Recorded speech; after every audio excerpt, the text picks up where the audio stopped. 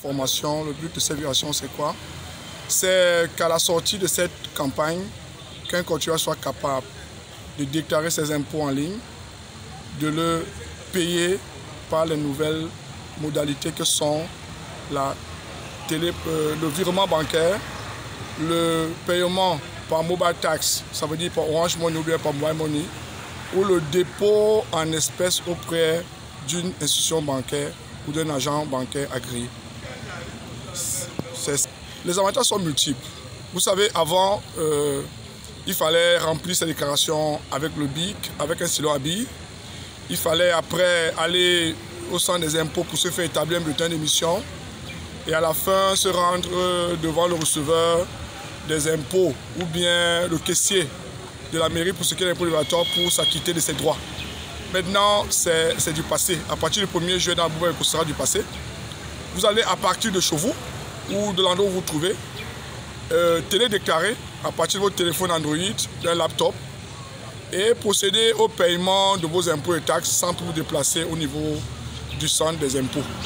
C'est une innovation majeure que la hiérarchie des impôts, à travers le directeur général, a apporté depuis 2014 dans l'administration fiscale camerounaise. En termes de recettes, nous pouvons dire que la Bouba Ngoko se porte relativement bien. Sur un objectif de 90 713 000, nous avons réalisé à date 92 881 000 par État. La part État, ça veut dire la part comptabilisée.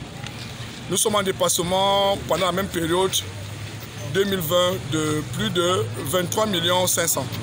Je crois que... Mais en ce qui concerne, je vais parler aussi de la fiscalité affectée, l'impôt libératoire.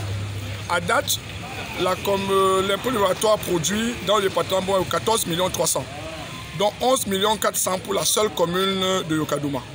C'est l'occasion pour moi de remercier mes collaborateurs, de remercier la hiérarchie locale et régionale et même celle de Yaoundé, de remercier tous les contribuables et tous les autres collègues départementaux qui n'ont cessé de nous accompagner dans l'accomplissement de ces objectifs. Et comme dernière préoccupation, les procédures forcément sont très avantageuses pour ce qui est de l'amélioration des résultats. Vous savez, avec les téléprocédures, les différents arrondissements seront plus rapprochés. L'une des difficultés que nous rencontrons ici, c'était l'écart entre les arrondissements de la Bouba Ngoko et le chef-lieu qui est Yokadouma. Mais avec la digitalisation des procédures, on pourra à partir de Molundu, à partir de Salapumbe, Garigombo, faire sa déclaration, payer, sans toutefois se déplacer pour venir au chef-lieu qui est Yokadouma. Cela est un avantage indéniable parce que ça réduit les coûts pour le contribuable. Ça permet aux contribuables de s'occuper de la création de richesses.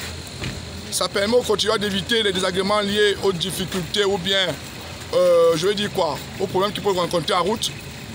Et ça permet forcément de faire des recettes. Pourquoi? Parce qu'avec ces éloignements, nous avions un taux de reliquataires, de défaillants un peu élevé.